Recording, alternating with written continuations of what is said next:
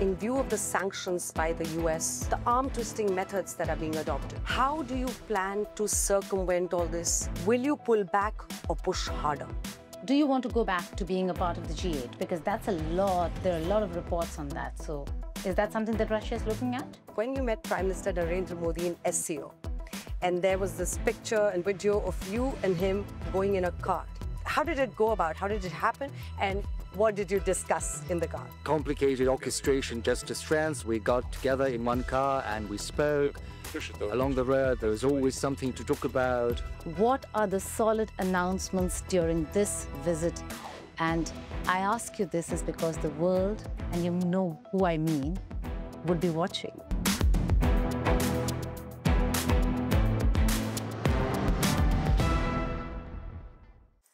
Dear viewers, hello and a very warm welcome. You're watching Aaj Tak India Today, and I'm Anjana Kashyap, and we're at Kremlin today, and you're about to witness history, a very historic moment.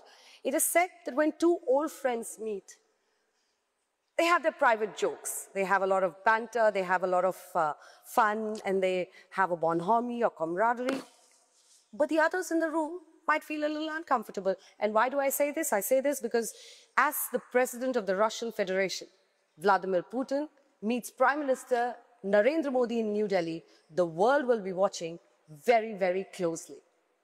Vladimir Putin is undoubtedly one of the most influential politicians of the world whose decisions don't just affect Russia, but numerous nations across the world. He's a very compelling and enigmatic figure on the world stage. It just doesn't get more exciting than this. Well, that's right, Anjana. Hello and welcome. I'm Geeta Mohan. We have with us a man who is known to be one of the world's longest-serving leaders. He's seen it all, through wars and economic recessions, from disintegration of countries to a changed world order, from Boris Yeltsin to Donald Trump, from Atal Bihari Vajpayee to Mohan Singh to Narendra Modi. He's seen the world change right in front of him, and he's taken Russia through very turbulent times and yet has cemented his position as a force to reckon with. Thank you so much, President, for doing this with us. You're in conversation with India Today and Aaj Tak. That's the President of the Russian Federation for you. Thank you so much, sir, for joining us on our network. How are you doing? Надеюсь, что и вам у нас в России. Well, I hope you'll enjoy your stay in Russia. Москва нравится, Кремль, где мы сейчас с вами работаем. Hope that you like Moscow and the Kremlin, where we're currently collaborating together. По плану, в целом мы довольны ситуацией. As you see, everything is going on as planned. On the whole, we're satisfied with the current economic situation. Most importantly, I'm delighted to be meeting, as you've mentioned, my friend Prime Minister Modi. We have made a specific arrangement to do so in India because there are numerous topics on which we need to talk, and our collaboration with India spans an extensive array. And, of course, the unique nature of our relationship adds another layer of significance.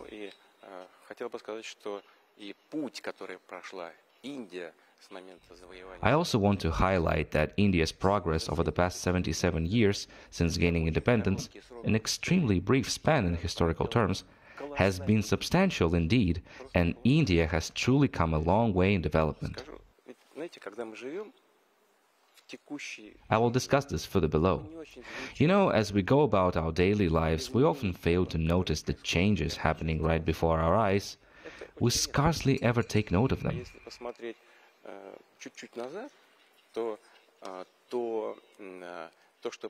Yet, if you glance even slightly into the past and reflect on what has occurred in India, it's almost like a miracle.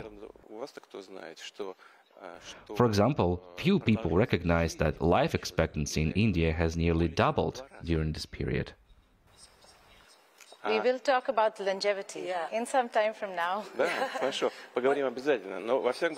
We will definitely discuss that. Anyway, our relationship with India is advancing in numerous fields. It's a pleasure to meet Prime Minister Modi again, with whom we have both a professional and a personal, friendly relationship. So, may I ask you, You just talked about the Indo-Russian ties, and it dates back to almost more than 7 decades. Dosti in Hindi and Druzhba in Russian. This friendship dates back to more than 7 decades. My question to you is, how do you assess the strength of this friendship in today's time? And what would you say about Prime Minister Narendra Modi and to Prime Minister Narendra Modi, whom you call your dost? О премьер-министре. About the Prime Minister. Yeah? Ну, вы знаете, You know, the world is evolving rapidly, and this pace keeps getting faster, which is plainly visible to all. вот это все видят очень хорошо. The global configuration is changing with new centers of power emerging, and the global power landscape is changing too. Therefore, it's crucial to ensure stability among major nations, since this forms the groundwork for gradual progress in both bilateral and international relations.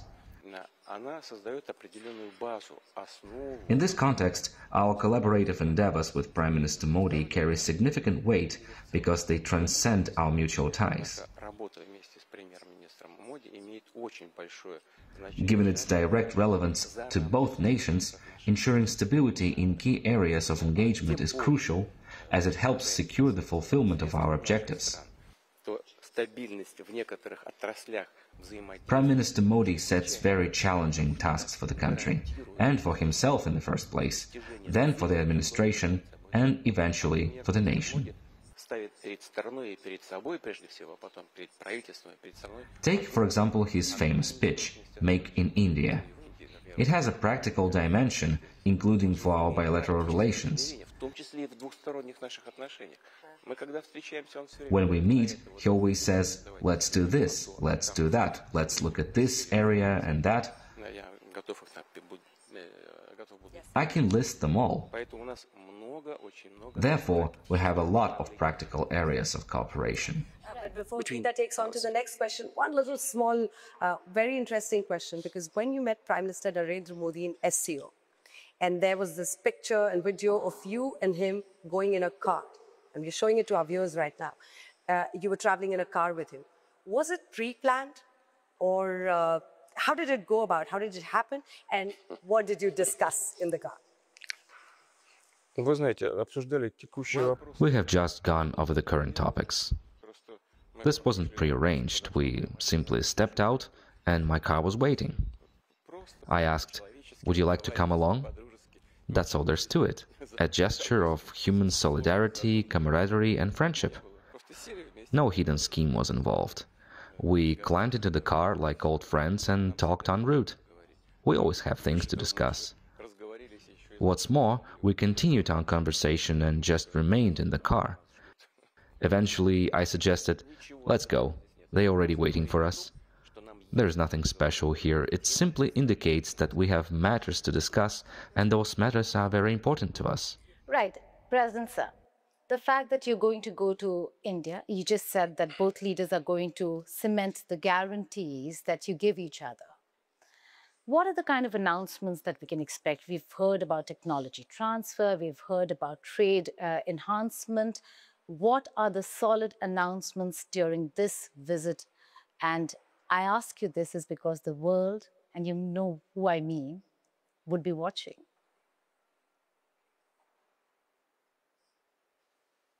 The world would be watching our visit. There is no big deal here. India is an enormous country, home to 1.5 billion people, boasting a growing economy with a 7% annual growth rate, leading among major global powers. After all, Mr. Modi has made this possible. It's something both the Indian nation and Prime Minister Modi himself can rightfully claim as their achievement. Naturally, there will always be critics who think that improvements could have been more significant, but that's an achievement. We've laid out an ambitious plan for our collaboration in key domains. The most critical areas are indeed forward-looking. I'm referring specifically to high technology. Our partnership with India encompasses such fields as space exploration, energy, notably nuclear power, exemplified by the prominent Kudankulam nuclear power plant project, shipbuilding, and aviation. There are many interesting areas for cooperation that are looking to the future. Take, for example, artificial intelligence. We'll likely discuss it further down the line. AI represents a crucial technology shaping the future, rapidly transforming the world, amplifying possibilities exponentially while simultaneously presenting certain challenges. There are the matters we will discuss, choosing the ones that are the most significant for us, as both Prime Minister Modi and I believe. That's what we will focus on and what we will work on. Any specific agreements, sir? Well, of course. However, perhaps we shouldn't reveal them just yet. We will do that during the visit, when we can unveil everything publicly. Then our colleagues will first share with us all the documents they have prepared, and it would require our final approval. We'll now come to the energy sector, yeah. Okay, just talking about sustainability and trade. There's immense pressure on India and on Russia. When it comes to oil, India has suffered in terms of the kind of pressure that we're seeing from West. How can both countries handle this Western pressure and sanctions? The issue here is that the pressure you have referred to typically involves employing political instruments to influence normal competition. Our energy cooperation with India remains unaffected by current conditions, fleeting political swings, or indeed the tragic events in Ukraine.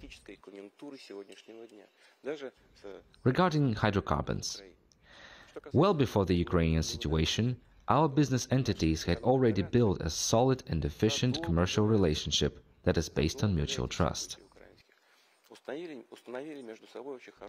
It's widely known that one of our leading companies acquired an oil refinery in India. This investment represented one of the largest foreign inflows into the Indian economy, totaling more than $20 billion. Our company has been continuously expanding operations of this refinery, working with its partners, and operating successfully year after year. As a result, India has become one of the major refined product suppliers to Europe, not just because it buys our oil with a discount. It took years to achieve and is in no way connected to the current economic environment. Certain actors clearly dislike India's growing role in international markets owing to its ties with Russia. Consequently, they are seeking means to constrain India's influence for political reasons by imposing artificial obstacles. Right. Right, President, sir, we did an important point to make, but my question to you now would be about defense. And India continues to be the biggest defense buyer. Roughly 38% of the market from Russia is bought by India. My question to you, sir, is in view of the sanctions by the US or the tariffs they have laid on India, the arm-twisting methods that are being adopted, and I name it's America. How do you plan to circumvent all this? Will you pull back or push harder? Но мне кажется, что и Индия, и весь мир увидели. It appears that both India and the world recognize that India cannot continue to be treated the way it was treated 77 years ago. India is a major global player, not a British colony, and everyone must accept this reality. Furthermore, Prime Minister Modi is not someone who succumbs to pressure easily. The Indian people can certainly take pride in their leader. This is absolutely obvious.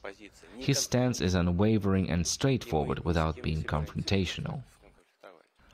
Our goal is not to provoke conflict. Rather, we aim to protect our lawful rights. India does the same. What are the obstacles? Obstacles in settlements. However, over 90% of our transactions are already conducted in national currencies. While some complications arise due to the presence of numerous intermediaries, there are also solutions. We can switch to the existing systems for exchanging electronic messages on financial transactions of the Bank of Russia and of our partners in India. These efforts are ongoing and advancing. Those who attempt to hinder economic ties with third countries ultimately encounter difficulties and suffer losses. I am confident that once this perspective becomes firmly established, such tactics of applying external pressure will fade away. 3 specific questions, sir. Number one, because during Operation Sindoor, the weapons we had acquired from Russia proved very crucial in our victory. And that is why I would like to ask you specifically about S-400, the air defense system, the 5 S-400s that are awaited by when can we expect that? The second question is on S-500, the more advanced air defense system. And the third question, 5th generation fighter jet, Su-57. How are you going to push for this and what's the update, sir? You seem to be an expert on the issue, as if we're engaged in negotiations on military technical cooperation. If we delve into the substance, India stands out as one of our reliable and privileged partners in this area. We are not merely selling something to India, and India isn't merely buying something from us in the sphere of defense and security. No. It is a different level, a different quality of relations we have with India, and we value this. We see how India values this relationship too. Why? Allow me to emphasize again. We are not simply selling technology, we are sharing it, and it is a very rare thing to see in the sphere of military technical cooperation. It speaks to the level of trust between the two countries and the level of trust between the two peoples, I would put it this way.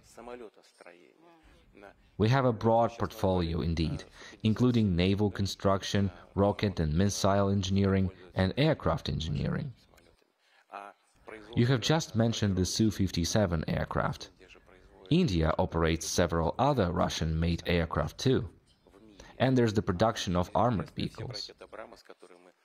India is manufacturing our renowned T-90 tanks. Trust me when I tell you that these tanks rank among the best in the world. Moreover, the famous BrahMos missile, a joint venture between Russia and India, is manufactured primarily at Indian facilities. Therefore, Prime Minister Modi's Make in India initiative should be implemented in this area as well.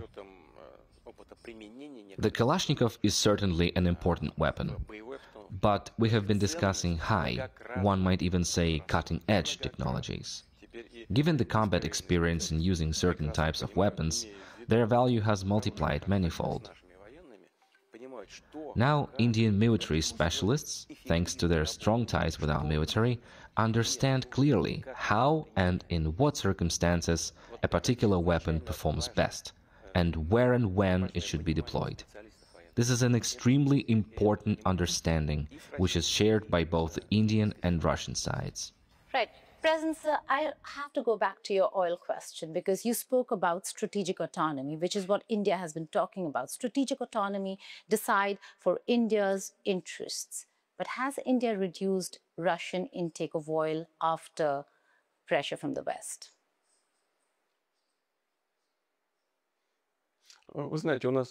Well, there is a certain decline in overall trade turnover during the first 9 months of this year. This is just a minor adjustment.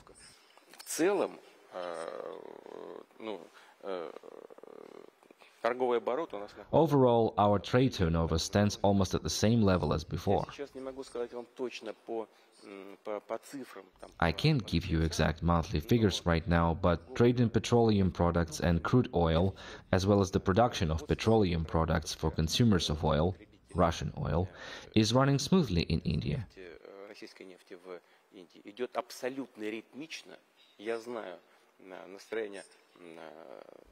I know the sentiment of Russian partners, of Russian companies. They believe their Indian counterparts are reliable and very serious people. Right. The other important aspect in terms of cooperation between India and Russia is the nuclear front. Russia has been one of the biggest movers when it comes to nuclear facilities in India. Are we looking at important announcements on the nuclear front? Nuclear today is a sensitive issue for Russia. Есть. Yes, of course, we have some announcements to make. We are indeed one of the biggest movers, as you have noted. Speaking seriously, we're not movers. We are producers of the world's most advanced and reliable equipment for nuclear power plants. The Russian company Rosatom builds and operates more nuclear reactors for nuclear power plants abroad than any other company in the world. 22 nuclear units. The well-known facility in our joint project, the Kudankulam plant, is one of the leaders in this regard. These are large units. They operate efficiently and, I reiterate, have proven to be very useful. There are some announcements you have just asked about. What is it about? The news is that Russia is probably the only country in the world today capable of building, and actually does build, small nuclear power plants.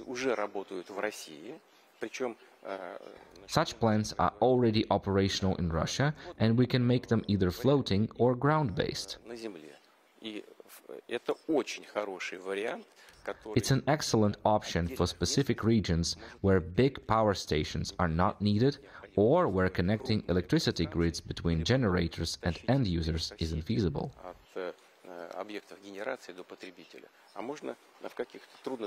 These compact nuclear power modules can thus be deployed in isolated and hard-to-access locations. That's a lot of collaboration and cooperation. You're talking about made in India, make with Russia. How do you think President Trump's going to react to all of this? You know, neither me nor Prime Minister Modi, despite certain external pressure we face, have ever, and I want to emphasize this, I want you to hear it, approached our collaboration to work against someone. President Trump has his own agenda, his own goals, whereas we focus on ours, not against anyone, but rather aimed at safeguarding our respective interests, India's and Russia's interests. In our dealings, we cause no harm to others, and I believe that leaders from other countries should appreciate this. President sir, with regard to Mr. Donald Trump, my second question is also about him, because recently he also went on to say that if you're buying oil from Russia, you're the one about India, you're the one who's funding the Russia-Ukraine war. How would you characterize Mr. Donald Trump, the President of the United States of America?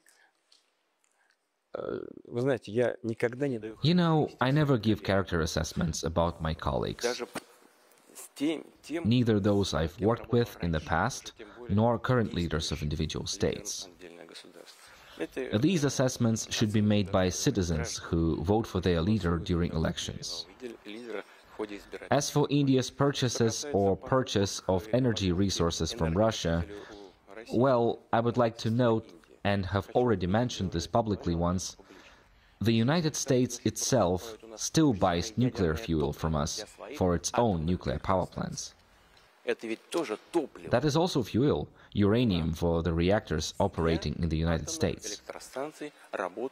If the US has the right to buy our fuel, why shouldn't India have the same privilege? This question deserves thorough examination, and we stand ready to discuss it, including with President Trump. But you're being very kind. You're saying you do not characterize Trump, but he certainly does to you. Having said that, he has weaponized tariffs. and he's weaponized it against India. Right now you're engaged, but it's a blow hot, blow cold for India. How do you think the two countries should be handling Donald Trump and the US administration? Вы знаете, он проводит... You know, he pursues his own policy, and he has advisors. His decisions aren't made out of thin air. He has advisors who believe that implementing such tariff policies involving the imposition of additional duties on trade partners ultimately benefits the US economy. He is acting in good faith, I presume. Our experts believe there are risks involved, but it is the choice of each country and its leadership to decide which economic policy to adopt. We have never engaged in such practices, do not do so now, and have no intention of doing so in the future. Our economy is open. We hope that, in the end, all violations of World Trade Organization regulations will be rectified. Right. President, sir, things have changed a little between US and Russia. The fact that America is engaging you, we would have loved to be a fly on the wall when you were meeting with Jared Kushner and Steve Witkoff. That was an important meeting. Were there red lines that Russia reiterated? What really happened? It's premature to discuss that now. I doubt it would interest you to hear about it, as it lasted 5 hours. Frankly, even I grew wary of it. 5 hours is too much. Mr. Witkoff and Mr. Kushner. Да, а я один, представляете, безобразие какое. Вот. Но если говорить серьезно, то она была очень полезной, потому что то, что нам привезли американские коллеги, было основано так или иначе на наших договоренностях до моей встречи с президентом Трампом на Аляске. Мы так или иначе говорили об этих вопросах на встрече в Анкоридже, но все-таки то, что нам привезли американцы сейчас, этого мы пока не видели, и поэтому нам пришлось пройтись практически по каждому пункту, поэтому и это заняло столько времени. Так что это была, ну, это нужная была беседа, абсолютно конкретная и обстоятельная. Okay, can I ask this question this way, sir? Was there a certain specific point where you disagreed? Was there a specific point of disagreement where the versus one was just not going forward? Да. Yes, such issues were raised, we discussed them. But this is a complex task and a challenging mission that President Trump took upon himself. Fair enough, I say without irony, because achieving consensus among conflicting parties is no easy task. But President Trump, truly, I believe, he sincerely tries to do this. We went through each point again, let me reiterate this. Sometimes we said, yes, we can discuss this, but with that one we cannot agree. That was how the work proceeded. To say now what exactly doesn't suit us or where we could possibly agree seems premature, since it might disrupt the very mode of operation that President Trump is trying to establish. But that's what they do, shuttle diplomacy. They spoke with Ukrainian representatives, then with Europeans, came here, had another meeting with Ukrainians and Europeans.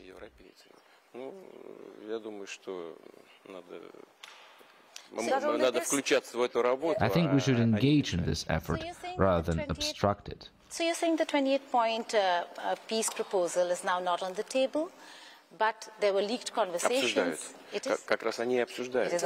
Просто они разбили эти 28, потом 27 пунктов на 4 пакета и предложили нам обсуждать вот эти 4 пакета. Но по сути это те же самые 27 пунктов. We'll go back to that and try and understand how it's going forward, sir. But what happened in Alaska? You met President Trump, and it was all about the peace deal, right? What happened? Did anything come out of it? Did you actually see a clear and sincere intent? Yes, there was indeed a sense. No, more than just a sense.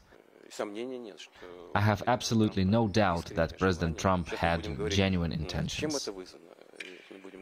We won't discuss here what caused them or why they appeared, but they're definitely present.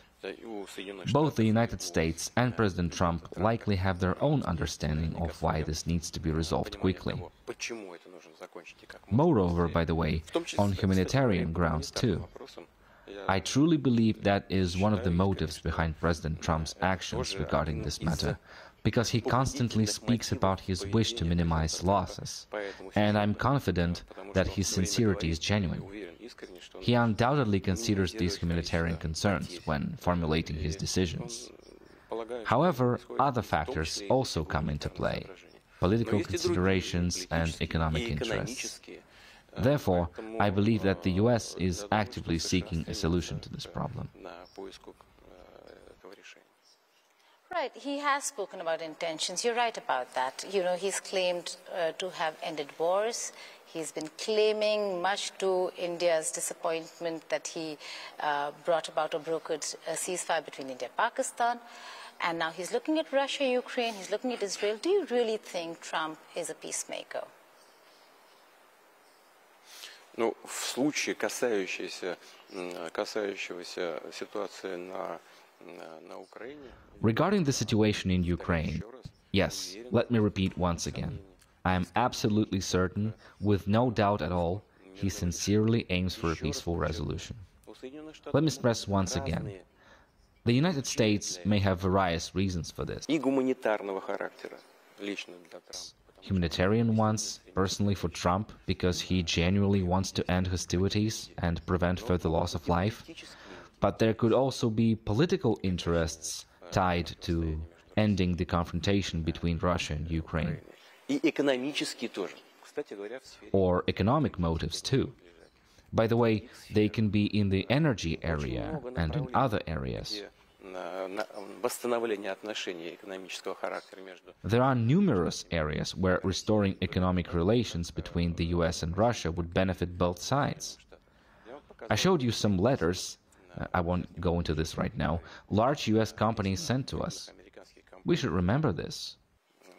Не забывать о том, что они есть. Really? Oh. Of course. Конечно, о том, что они... About their existence. They're waiting until all problems are solved and they are ready to return to us. They want this, asking us not to forget about them. The letters are there. What's so surprising about that? Many want to return. So, of course the Indian government is saying right. Why should we leave? But for Trump to make the bidding is what we were stuck at. For Trump to make the bidding, to come with companies, letters from companies, that's a different ballgame altogether. No, I believe there has been a misunderstanding. We have letters from American companies, letters they have sent us, where they urge us not to forget about their existence. These are our former partners, who did not leave by choice. They express a clear desire to resume cooperation and are waiting, among other things, for a corresponding political signal. This interview, this conversation is becoming very interesting, sir, because there are so many highlights of understanding it. It's really pleasant to see you and your sense of humor and how you're putting things forth. But now we'll go on to a very serious matter, and that is the Russia-Ukraine war. So what, in your view, would constitute a victory for Russia in the Russia-Ukraine war? What are the red lines? Because you have, and I quote you, you have said very clearly that Russia will lay down arms only if Kiev's troops withdraw from territory claimed by Russia. Which parts would that be? You know, it's not about victory, like you have said. The point is that Russia is determined, and will certainly do so, to protect its interests, protect its people living there, protect our traditional values, Russian language, and so on. Protection by the way of religion that has been cultivated on these lands for centuries. Yet you know that the Russian Orthodox Church in Ukraine is almost banned. They seize churches, drive people out of temples, and so on. It is a problem. And I'm not even mentioning the ban on the Russian language and so on. It is all part of a big set of issues.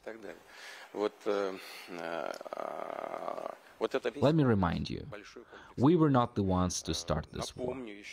The West egged Ukraine on and supported the events orchestrating a coup d'etat.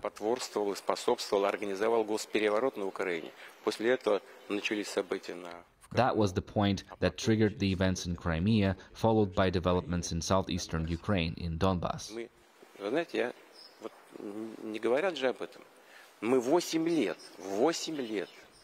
They don't even mention it. We've tried to resolve these issues peacefully for 8 years, signed the Minsk agreements, hoping that they could be resolved through peaceful means.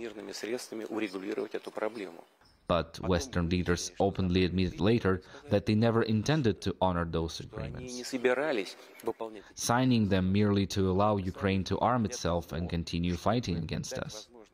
After 8 years of relentless violence against our citizens of Donbass, something the West hasn't uttered a word about, we were forced to recognize these republics first, and secondly, provide support.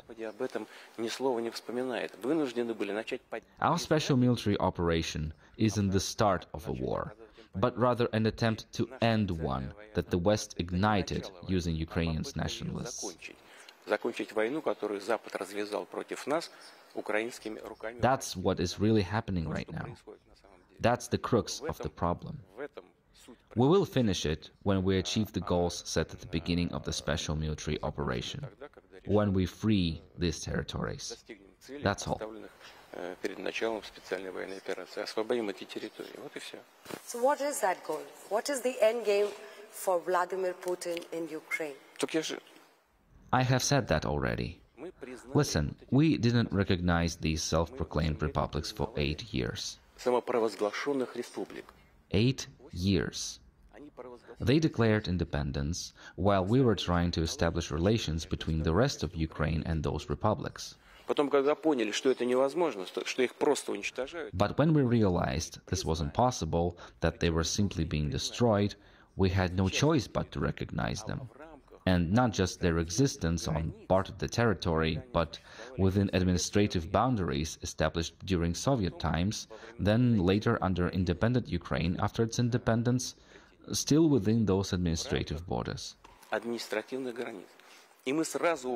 And right away we told Ukraine, the Ukrainian troops, people don't want to live with you anymore. They voted in a referendum for independence. Withdraw your troops from there, and there won't be any military actions. No, they chose to fight instead. Now they have pretty much fought themselves into a corner. All this boils down to one thing. Either we take back these territories by force, or eventually Ukrainian troops withdraw and stop killing people there. Just one last question, Geeta, before we move to the other one. Just one last question, sir. March 8, 2014, during the annexation of Crimea, you were addressing the Federation Council, and you said, Kiev is the mother of all Russian cities. What did you mean? Here I haven't made up anything. Historically, this is how it was said. Originally, the Russian state was formed from several centers. The first capital, according to history, was in Novgorod in the northwest. Later, the federal status moved to the city of Veliki Novgorod, and then it moved to Kiev. This was ancient Rus, and since then, Kiev has been known as the mother of all Russian cities.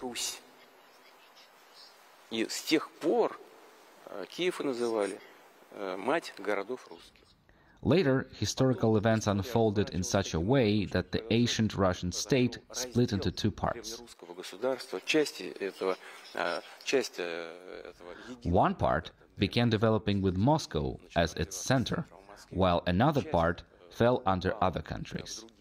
For instance, the part with Kiev, along with some other lands, these parts first formed a state with Lithuania, subsequently merged with Poland, forming the Polish-Lithuanian Commonwealth. Thus, this part of the ancient Russian state ended up in Poland, and by the 17th century, it sought to return back to Russia. Right. Geeta. President sir, the fact that, you're mentioning the history, and it brings me to what I did when the conflict was underway.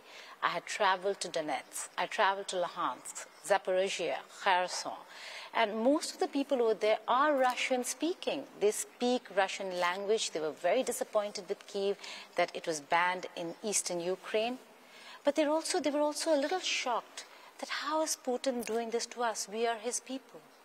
A lot of women I spoke to were in shock. So what do you have to say to people in eastern Ukraine who actually have families in Russia, who on a daily basis move from Ukraine to Russia? So what do you have to say to them? The answer is quite straightforward.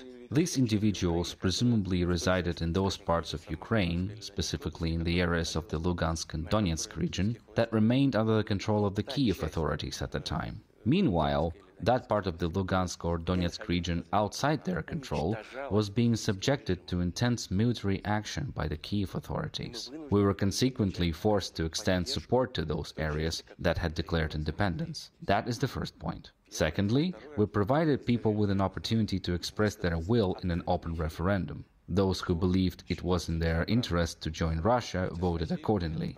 Those who did not were free to leave unhindered for other parts of the Ukrainian state. We have never placed any obstacles in the way of that choice. So what do you make of President Zelensky? He was promised NATO. The European Union promised him EU. Nothing really happened. Was NATO ever on the table for Ukraine? When this gentleman came to power, he declared that he would pursue peace at all costs, using every means possible, without sparing even his career. But now we see things differently. He follows the same pattern as his predecessors, putting the interests of a narrow nationalist group, particularly radical nationalists, ahead of those of the people. Essentially, he is addressing their concerns rather than those of the nation.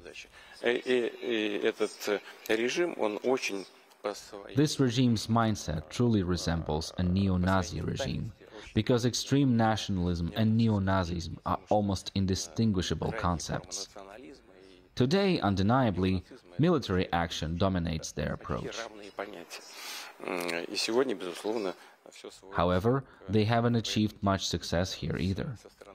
I have already said before that what matters most for them is realizing that the best way to resolve the problems is through peaceful negotiations.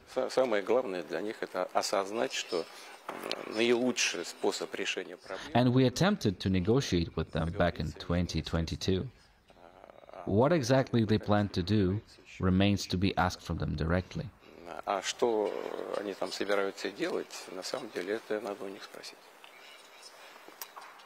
That'll be interesting to see what they have to say on that and how this peace process goes forward. But sir, you've always said that the eastward expansion of NATO is your real concern. Now, Ukraine hasn't got this NATO membership as of now. My question to you, sir, is NATO expansion the real threat or just a pretext for what you think is a part of Ukraine which is probably you want control over? Or you think that injustice is being done, Russian language is being banned? These were the real issues.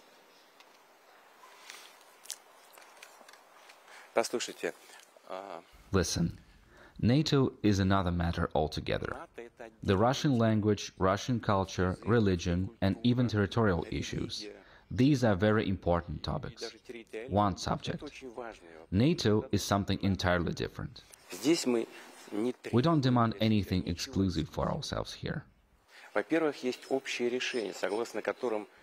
First of all, there are general agreements that the security of one state cannot be guaranteed by undermining the security of others. This idea might seem somewhat obscure, but I'll explain it simply. Each country, including Ukraine, has the right to choose its own means of defense and ensure its own safety. Correct? Absolutely correct. Do we deny Ukraine this? No. But it's not acceptable if done at Russia's expense. Ukraine believes it would benefit from joining NATO.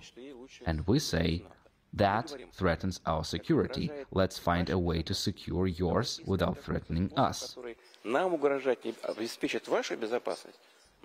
Secondly, we're not asking for anything unusual or unexpected, nothing falling from the sky. We're just insisting on fulfilling the promises already made to us.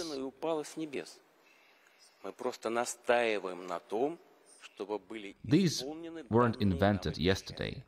They were pledged to Russia back in the 90s. No expansion eastward, this was stated publicly. Since then, several waves of expansion took place, culminating with Ukraine being drawn into NATO. This completely displeases us and poses a serious threat. Let's remember that NATO is a military-political alliance, and Article 5 of the Washington Treaty, establishing NATO, hasn't been repealed. It's a threat to us. Nobody bothers to take us seriously. Lastly, when Ukraine became independent, few people recall this, what was the first document ratifying independence? It was the Declaration of State Sovereignty, Independence of Ukraine. That forms the foundation of Ukrainian sovereignty and modern statehood. And it clearly states that Ukraine is a neutral state.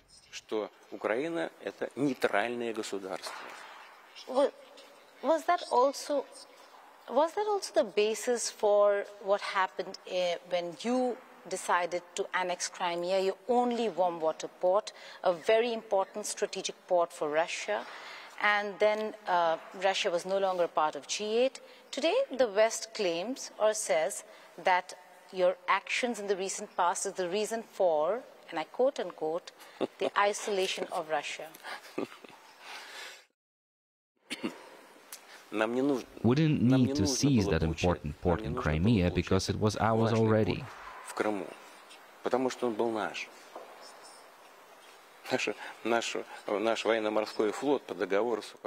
Our navy had been stationed there under the agreement with Ukraine, which is a fact. After the collapse of the Soviet Union, our fleet remained there regardless. The matter isn't about that, though it's significant, but that's not what we're talking about here. And we did not annex Crimea. I want to emphasize this point. We simply came to help people who didn't want their lives or fate tied to those who staged a coup in Ukraine. They said, hey, nationalist extremists took over in Kiev. Did anyone ask us? Okay, we ended up as part of independent Ukraine after the dissolution of the USSR. So be it. History happened like that. Fine, okay. Now we'll live it that way. But we believe that we exist in the democratic state, and if coups happen here with unknown consequences, then we won't accept that. We don't want to live like that. There was a threat, not just of pressure, but of outright violence against the Crimeans. Russia stepped in to help them. How could we do otherwise? If someone believes differently, thinking that Russia would act differently, they're deeply mistaken. We'll always defend our interests and our people. Right. Okay. Can I, Anjana, just ask one brief question before we move on to the other part? Do you want to go back to being a part of the G8? Because that's a lot, there are a lot of reports on that. So is that something that Russia is looking at? No. That's an interesting answer, sir. You're very clear about that. Well, yes. The thing is,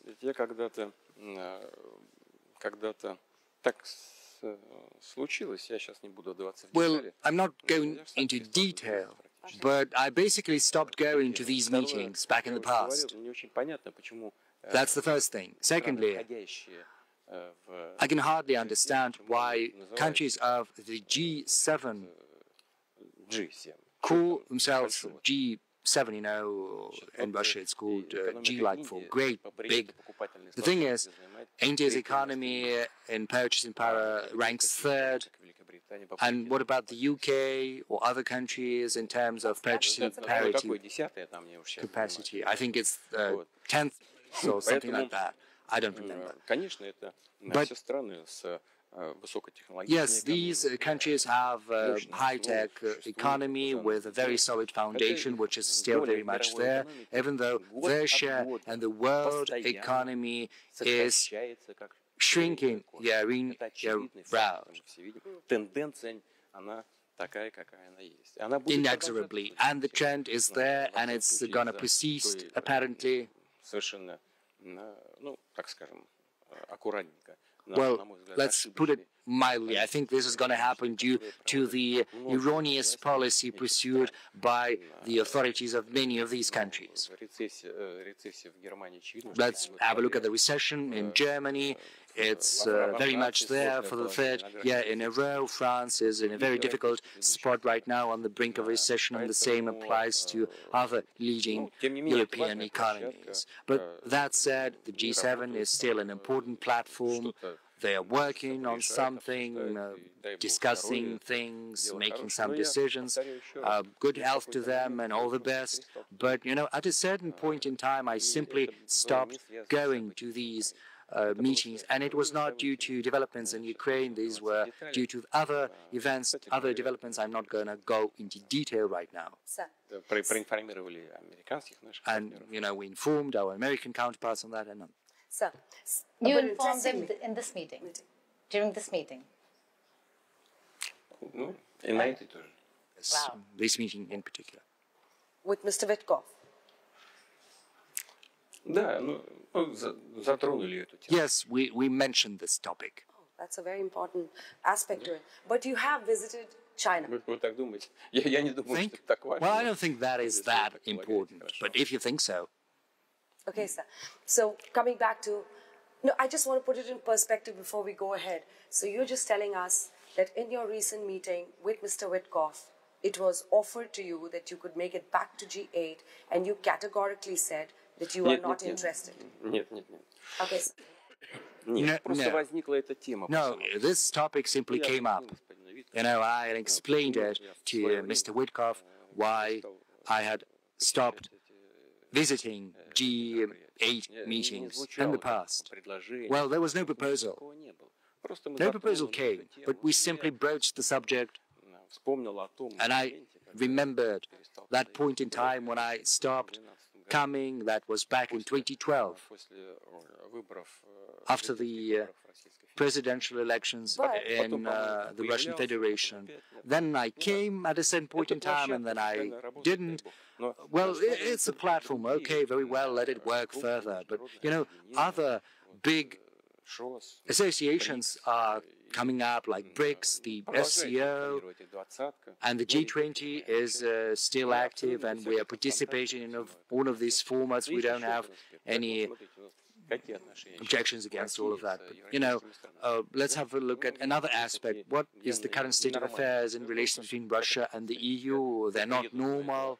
So imagine I go to the G8. How am I supposed to be talking to the members of the G8 if they don't want to talk to me? What am I supposed to do there? Well, we'll probably talk about that later. Points you've just made. Number one, you're saying that countries like India, whose growth rate is far exceeding a lot of European countries, need to just calm down and understand how things are moving. The other thing you say is that organizations like probably G7 are losing their relevance, and what do I do there if they don't want to talk to me? But the third thing also you mentioned is BRICS. Now, my question to you, sir, is there a new world order falling in place? Because you're not going to G7, but you just visited China, and you're about to visit India. Russia, India, China, RIC, BRICS, SCO, Global South.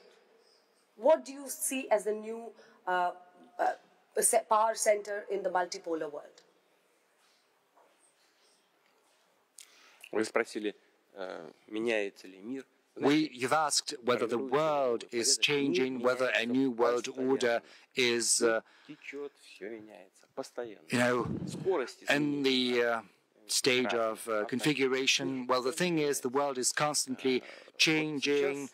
Everything passes, everything changes, but right now the rate of these changes has skyrocketed, and we can feel that, we can see that. I mentioned that before. The thing is, we are witnessing global economic shifts and changes. They are not related to the developments in Ukraine or elsewhere where conflicts are happening.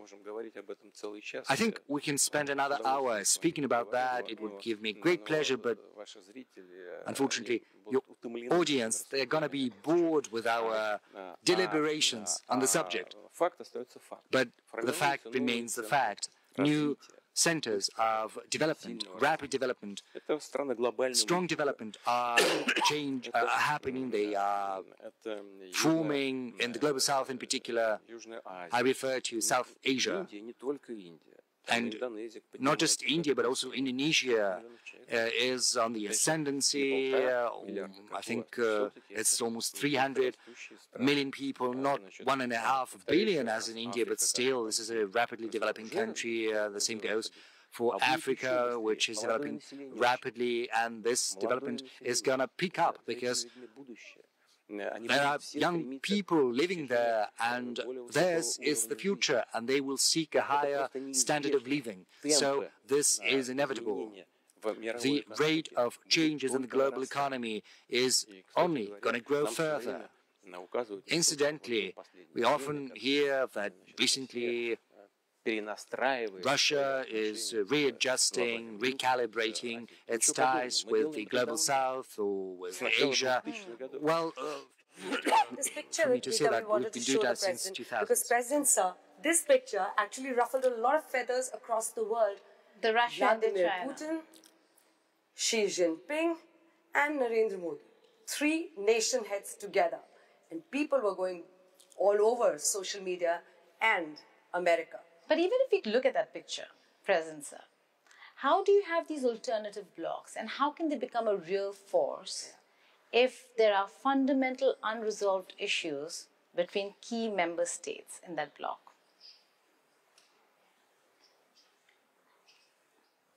The thing is, conflicts are always there, they're always present. There was not a point in time where there had been no conflict. Let's have a look at the background of major regions, major centers of the world. Whether you look at any point in history, you will see that there are always questions, always conflicts. The most important thing is how do you go about finding a solution to the conflict? How do you go about finding the most efficient method of addressing these challenges? Let's take BRICS and other large associations like the Shanghai Cooperation Organization. And the thing is, within these organizations, we have a common understanding of what brings us together, and that is our values, traditional values, on the basis of which our civilizations have existed for hundreds, if not thousands of years.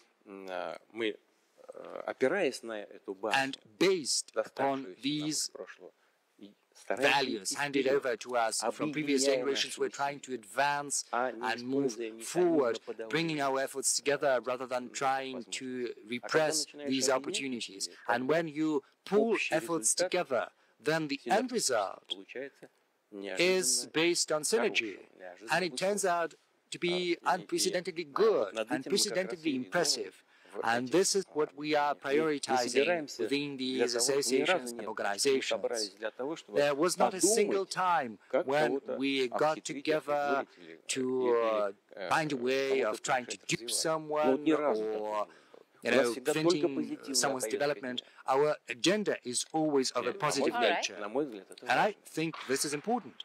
Okay, so that's an important answer, but are there alternatives? Because the biggest thing when you have these blocks is how do you make it economically viable? Are we looking at alternative payment systems? Is there going to be a BRICS currency? Or are we looking at alternative payments in terms of national currencies, rupee ruble. Moving towards de-dollarization, basically. Вы знаете, никуда не надо спешить. Well, you know, there is no need for haste. И тогда не будешь совершать And каких-то грубых ошибок. if there is no hurry, then you will avoid many grave mistakes. Let's have a look at Europe. They created the Euro system and they involved in that Eurozone several countries that were economically unprepared for a single currency. Hence, problems with regulating a number of issues related to the social system. You know, you cannot simply work with the national currency because there is one single currency, hence problems with the budget. We do not have this goal of building a single currency in BRICS at this stage and point. This has to be done very carefully, prudently. Надо шире использовать возможности нового банка развития BRICS. Так, вот мы, например, предлагаем создать новую инвестиционную платформу с использованием электронных расчетов для того, чтобы, ну, с минимальным капиталом, там, $100 миллиардов для начала, значит, но для того, чтобы создать условия для совместных инвестиций и в нашей экономике, и в экономике развивающегося глобального юга. И полагаю, что это может быть очень интересно, потому что это вложения, которые могут помогать и развитию стран, реципиентов этих инвестиций, и нам могли бы помогать, потому что мы бы вместе с этими странами производили бы хорошего уровня, качества продукцию по приемлемым ценам, что способствовало и развитию стран юга, и нашему развитию. И инструментов таких расчетов может быть все больше и больше. Ну, современные средства электронные деньги, там, современные средства платежа электронные, они существуют и очень быстрыми темпами развиваются. И эта работа не против кого-то. Совсем нет. Это просто совершенствование тех инструментов, которые и так в мире существуют. Вот и все. Они же есть. What is the roadblock in the rupee ruble payment here then? Здесь нет препятствий. Это вопросы экономического характера. Мы прекрасно понимаем и отдаем себе отчет в том, что у нас есть определенный дисбаланс в торговле. Но, скажем, правительство Индии не вводит ограничения. There are no obstacles here. These are purely economic issues.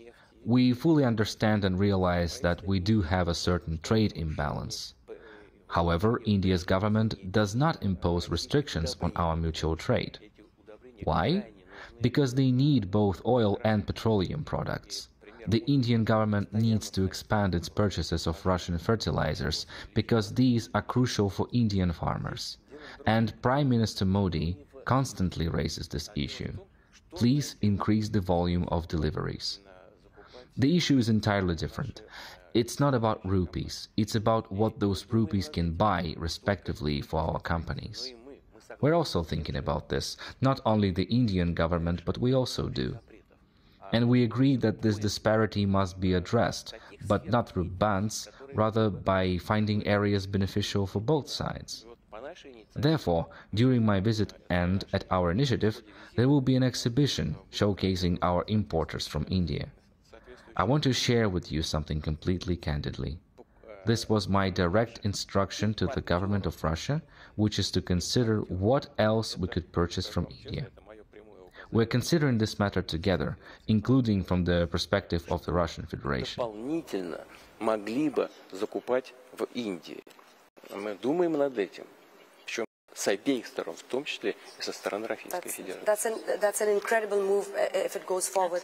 My next question to you, sir, before we move to other issues, is how do you balance, I'm going to ask that directly, how do you balance India and China? Because it is very clear that you're keen on good relations with both these countries. How do you balance them? Seeing some tensions between us. We know this very well. India and China are our closest friends. We treasure that relationship deeply, and I do not believe we have the right to interfere in your bilateral relations. But I know that both Prime Minister Modi and President Xi Jinping are committed to finding solutions to all issues, even to the most complex interstate problems. I know about it because both Prime Minister Modi and President Xi Jinping see that some specific tension is rising, and they both try to find solutions to these issues, exerting maximum effort. I know this well, and I can see it clearly.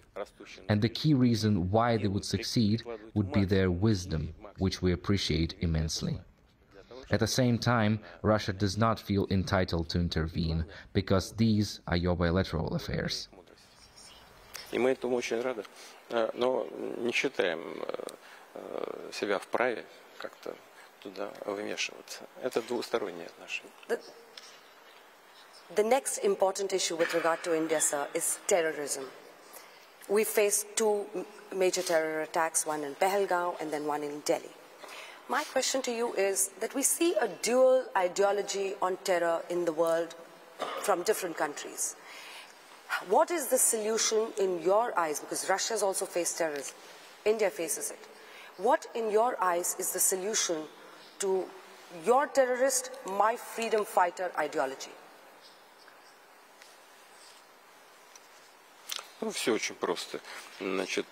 It's very simple. To achieve freedom, we must use lawful means only. Any actions involving criminal methods or those harming people cannot be supported. This has been decided long ago. As you have correctly noted, Russia has repeatedly faced acts of extreme terrorism throughout its recent history.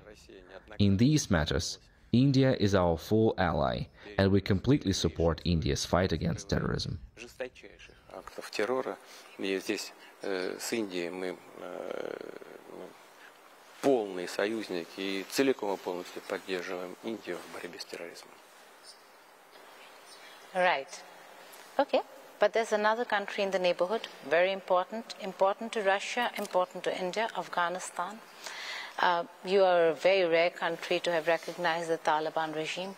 What made you really look at that as a strategic interest to recognize the Taliban at a time when the world is still saying they have not given equal rights to women, where there are still a lot of issues with Afghanistan actually coming to becoming a country that holds women and men equally, and there are many other human rights issues there. In every country there are enough problems, and Afghanistan is not an exception, considering that for decades this country has been embroiled in a civil war. It's just horrible.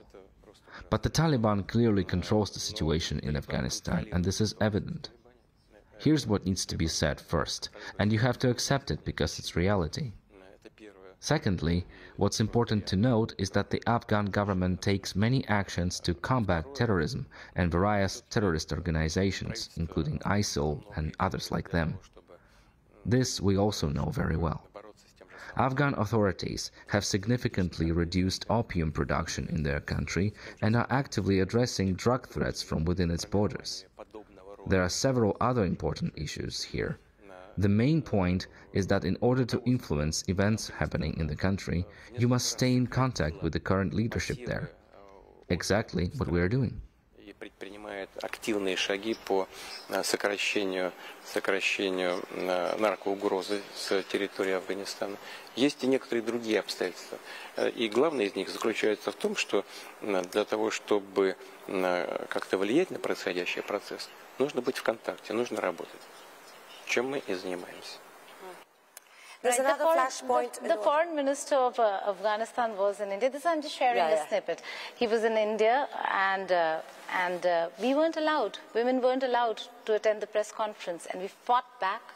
And then he had to hold a press conference with women as part of that entire delegation. Isn't that interesting? I was just sharing it with you. Да. There is truth in what you say, but on the other hand, if he hadn't come here, you wouldn't have had any chance to influence these events at all.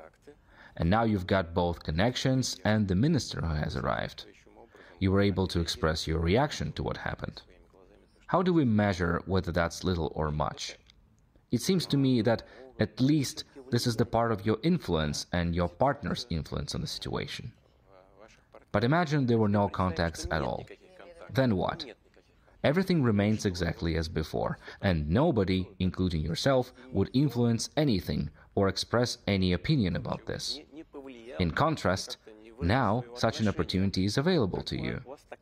Contacts are better than no contacts at all. Pushing for change is equally important, as you make a very valid point. The other flashpoint is Gaza. And it is now being known that you, sir, Vladimir Putin, have a new peace plan for Gaza. Trump also has one. What is your Gaza peace plan, and what do you propose, sir? Мы не предлагаем какого-то особого плана. Мы всегда исходили из того, что... We don't offer any special plan. We have always believed that the only way to solve the Palestinian problem is by implementing the solutions adopted and considered by the United Nations over many years. And the most important one is establishing an independent Palestinian state. That is the key to resolving all issues. Okay. The other important issue when you talk about Israel and Gaza that Anjana just did is the fact that the Arab world, when it comes to the issue of Gaza and people of Palestine, did not really do as much as your ally, your friend Iran did. How do you look at this entire scenario where this is a changed world order? We never thought that Iran would fight back for Palestinians more than the Arab world. Вы знаете, каждый... Each of these countries, in its way, is concerned about Palestine and the Palestinian people, worrying for them. And each of them tries to contribute in resolving the situation. Some things are obvious, others remain hidden in the shadows. But it doesn't mean that no one is doing anything. This is a complex issue that no one has managed to resolve over the years. Hence, it can't be fixed in just a few months by clicking a button. However, we should aim precisely at achieving this goal, establishing a Palestinian state. What has been done until now was done by President Trump. Naturally, primarily the return of Israeli hostages and Hamas took this step. I think, frankly speaking, this was the most important thing that was done as part of the latest steps for the settlement in Gaza. I believe it would be correct, perhaps, to think about the possibility of organizing the governance in such a way as to transfer all authority to the Palestinians. There are such options. They are being discussed both by Arab countries and the neighbors and beyond it. It's being discussed in the United States as well, I know it. As part of the United Nations, we have always taken part in this process. We will continue to do that with our friends. Такие варианты есть, такие варианты обсуждаются и арабскими странами, и с соседями, и не только, и в Штатах обсуждается, я знаю. Ну, и мы в рамках Организации Объединенных Наций, мы всегда были участниками этого процесса и продолжим эту работу вместе с нашими друзьями. Right. President Putin, we've discussed a lot of geopolitics. We'll stick to a bit of that in a while, but let's talk about your journey. You're a man from the intelligence community. How would you rate intelligence agencies today? Which one do you think is the best? I'm sure you'll say Russia, but I'm still saying, which one is the second best then? And how does CIA fare?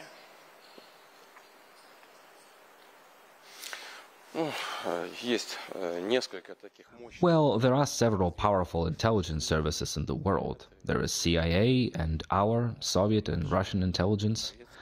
There is, as it is well known, a very efficient service Mossad, Israeli intelligence. Many countries of the world have tradition of intelligence services.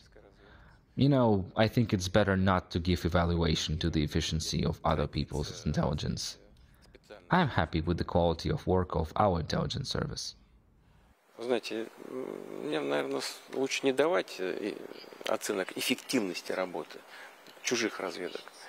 Качеством работы своей я доволен. Okay, fair.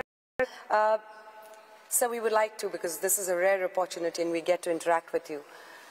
We want to understand what shaped Vladimir Putin. And as we peep into your early years, we've read a little about your KGB days when you were working in Germany, and then you moved on to St. Petersburg and Moscow, where you worked with Mr. Yeltsin. What actually shaped the man you are today, the leader you are today? Which were the days? My family, the family that I lived in and that I was born into. My parents, my closest people. I think that everyone is shaped primarily by our closest surroundings. Naturally, the social situation around, the colleagues, and, as you have fairly noted, that work in the intelligence service, because it has strict discipline, strict ideology, and primarily has to do with the defense of the interests of motherland. And that was the entire point of the intelligence service of the Soviet Union, and I lived in that system for many years. Связанная прежде всего с защитой интересов Родины. На это направлена вся работа была советской внешней разведки. И я жил в этой среде много-много лет. I was watching one of your interviews where I think you were interacting with school children. And one of the children asked you, one girl there asked you, what has been the most shattering experience of your life? And you said, the disintegration of USSR.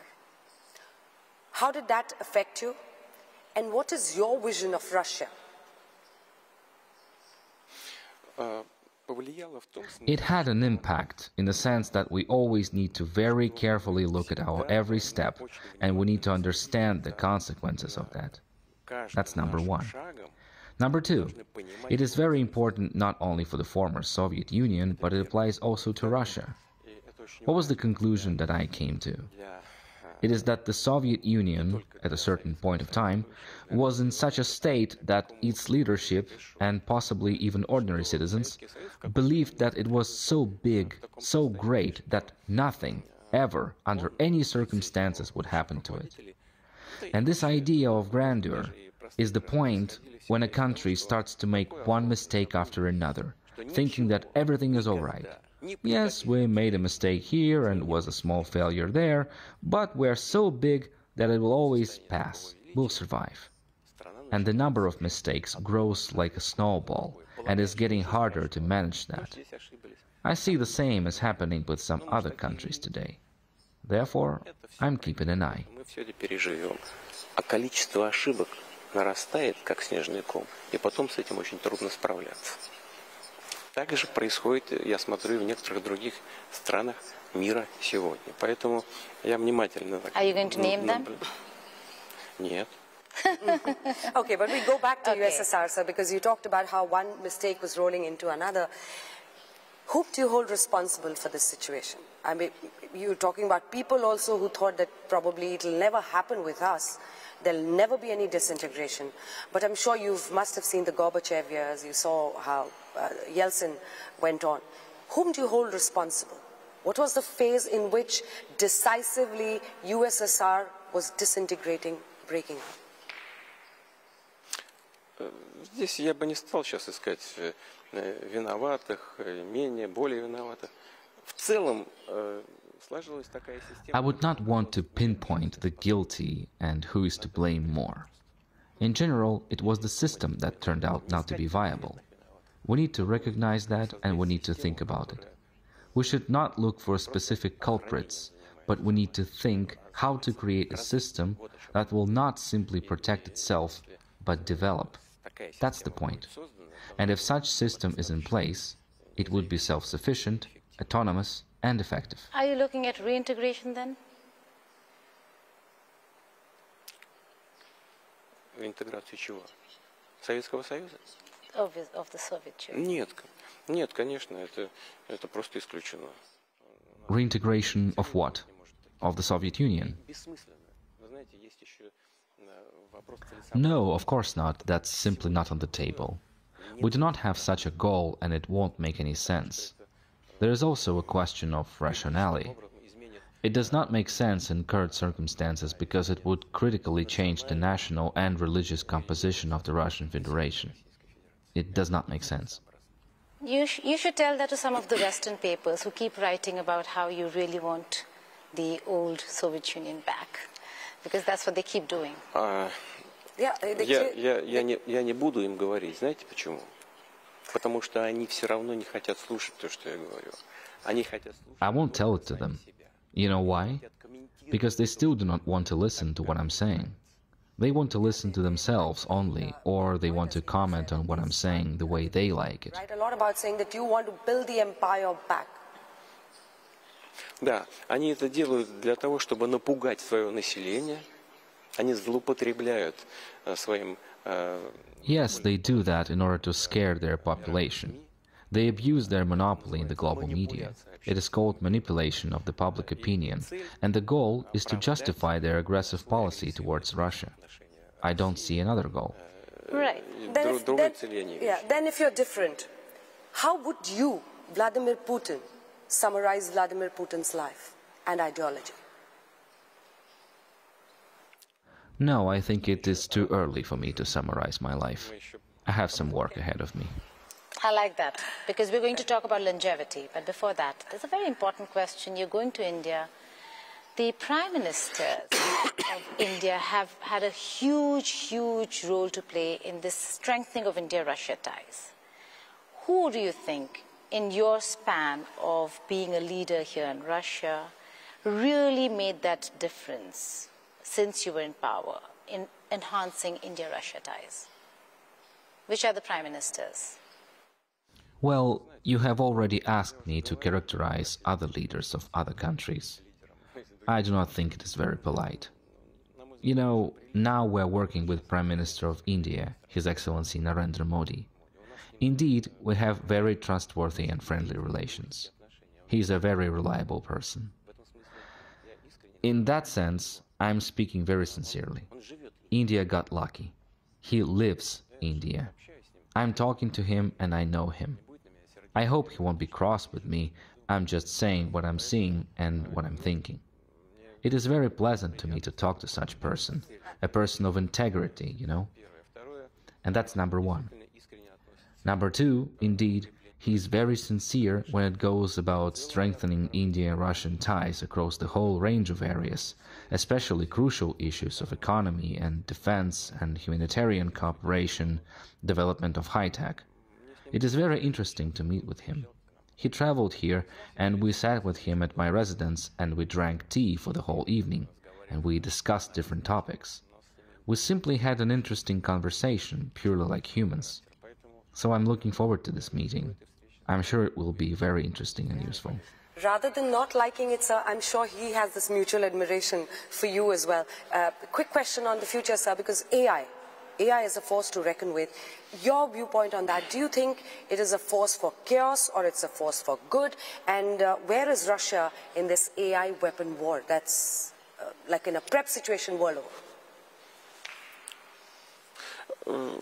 Ну, вы знаете, это так же, как любые достижения прогресса, это может быть и злом, это может быть... You know, like any other achievement of progress, it can be both good and evil. It is clear that it's cross-cutting technology that changes the life of an ordinary person, and, of course, in the near future, it will change the lives of the whole humanity. Those who will be the first to master this technology, use it most effectively, would gain a tremendous benefit in the economy, in social sphere, in defense, as well as in every sphere, in education, in science, healthcare, everywhere, because the effective use of artificial intelligence in each of the spheres will have a multiplier effect for efficiency and productivity. There are also challenges here, and specialists know it fully well. The fact is that it is all based on processing major data sets, big data. Here comes personal data of people as well. That's number one. And naturally, we need to take steps to guarantee safety and protection to ensure human rights in the widest sense of the word. But here is yet another very important thing. It is that the people who have these databases, in essence, they can use their capacities, the capacities of the developing technologies, to shape the worldview of people. Предпринимать необходимые усилия для того, чтобы гарантировать безопасность, гарантировать права человека в самом широком смысле этого слова, Но есть еще одна очень важная вещь. Это те люди, которые обладают вот этими базами данных, они по сути через свои возможности, через возможности развивающихся вот этих технологий могут формировать по сути мировоззрение. Yeah, because we're talking about the future. But you're talking about health also, and you just spoke about health. So there was a hot mic moment between you and President Xi Jinping, and it was reported very widely when you spoke about longevity, the strides in medicine, biohacking. Do you think immortality is achievable? Все конечно. Everything has an end. Only God is eternal. We can extend longevity of life 100%. I'm sure we can. 77 years ago, average lifespan of a person in India was 31 years, and now it's about 70. That's what healthcare does. In India, infant mortality was cut fourfold. We congratulate you. These are all the results of the healthcare effort, and if you use AI in healthcare and you use it to produce medical drugs, for example, using genetic engineering and so on, that means it would have a tremendous effect. Nevertheless, everything comes to an end. Используя там генную инженерию и так далее, вот то тогда, конечно, эффект будет просто колоссальный. Но все равно все конечно. Not hinting at your age, sir, but there have recently been a lot of Gen Z protests across the world. How do you connect with the young generation? And we have a lot of leaders now who are looking younger and younger and younger. How does this happen? And how do you connect with the young people in Russia?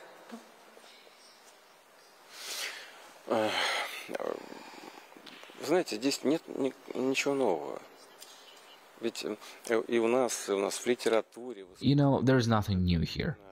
In literature and in art, this topic of contradiction of the older generation and the younger generation, of fathers and sons in our classic literature, these images have always existed. Fathers and sons. There is nothing new here. You know what's new? The technology. Those messengers, telegram, and so on. They are used to influence the youth. The younger generation, this generation is more or less the same. Young people are always more mobile, more radical. The younger people, a young person, thinks that they are coming across this injustice and so on, and no one saw it before them. And now they saw it, and they will tell it to everyone around. And they think that these injustices are very easy to deal with. They can be easily solved. And when a person becomes more mature, he or she is trying to change something. It turns out that they start to understand that it's possible to find a solution, but it's not as easy as it seemed at first glance. Therefore, we need to talk with people. We can't just say that you're just young, you don't understand anything, you're just sitting there in your homes. It does not work like that. You need to always keep in touch with young people and to use their tools, their devices of obtaining information, to use feedback, social networks, and so on. You need to work there. And I'm sure that you partly do that. I'd like to wish you every success. Совсем молодые, вы совсем ничего не понимаете, и вот сидите у себя дома там за стенкой. Так тоже нельзя. Нужно постоянно быть в контакте с молодыми людьми и пользоваться их инструментами, их аппаратом, пользоваться теми же современными средствами доведения информации до них, обратной связи в социальных сетях. Надо там работать. Я так понимаю, что вы отчасти этим и занимаетесь. Хочу вам пожелать успеха. President, sir, we could have gone on for another hour or so, but we're reaching the fag end of our interaction with you. You just mentioned religion a while ago and the Orthodox Church. A very important aspect. I've traveled to Moscow a few times now, and every time you come here during Christmas, it is unbelievably lit. It's unbelievable to see how beautiful Moscow as a city looks. Anjana's first time. So she was surprised. It's better than any European city. But religion does play a very important role now.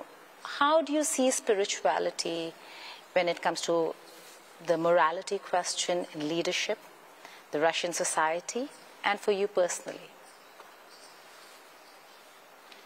Ну, это основа. Мы все время, во всяком случае, последнее время, все время обращаемся к нашим традиционным, как мы говорим, ценностям. Well, that's the foundation. We always turn to our traditional values, as we call them. At least that's what we have been doing lately. This does not mean that we use these traditional values to just sit idly. This is simply the foundation that we feel very solid on. But we need to look forward. Naturally, we need to develop and use all modern means of development.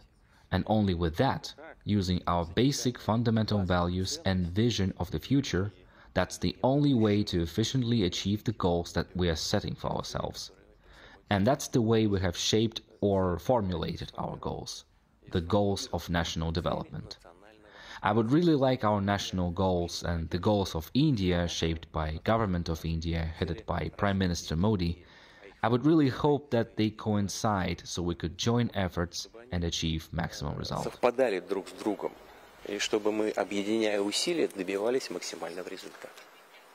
So we welcome you with open hearts to India, and we look forward to whatever comes out of the meetings.